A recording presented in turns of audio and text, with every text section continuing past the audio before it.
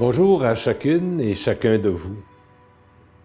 En ce troisième dimanche de l'Avent, les textes de la parole de Dieu nous convoquent à l'espérance et à la joie.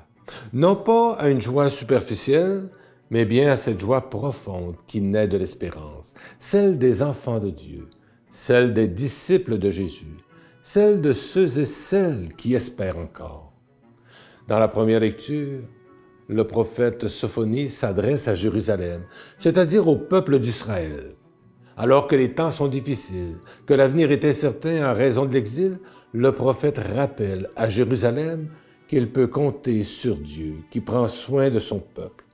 C'est la raison pour laquelle il l'invite à la joie et à se laisser renouveler par l'amour que Dieu lui porte. Comme tous les prophètes, Sophonie appelle à un changement en profondeur. Il invite à la conversion qui fait entrer dans une joie profonde. Il en est de même avec Paul dans la deuxième lecture. Soyez toujours dans la joie du Seigneur. Je le redis, soyez dans la joie. Paul rappelle aux Philippiens que le Seigneur est proche. En effet, il pouvait croire que le retour de Jésus-Christ était pour se réaliser dans un avenir imminent. Il invitait cette petite communauté de Philippe à demeurer dans l'attente, à espérer dans la paix de Dieu. Aujourd'hui, qu'en est-il pour nous? Nous vivons dans un monde bien agité, même convulsionné. Les conflits et les guerres se font toujours plus menaçants. Comment accueillir l'invitation de Paul à être toujours dans la joie du Seigneur? Pas simple, n'est-ce pas? Malgré la complexité de la situation mondiale actuelle, il est important de ne pas verser dans le pessimisme et le désespoir. C'est l'espérance qui est notre atout comme disciples de Jésus.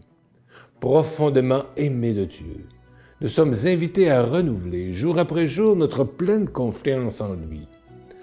À l'approche de la belle et grande fête de Noël, Dieu nous redit son amour de bien des manières et nous invite à bien nous préparer pour accueillir son Fils dans nos vies.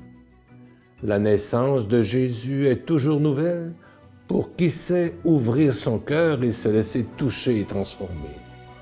Cet accueil de Dieu, cette transformation en profondeur, voilà ce que Jean propose dans l'Évangile par le baptême de conversion.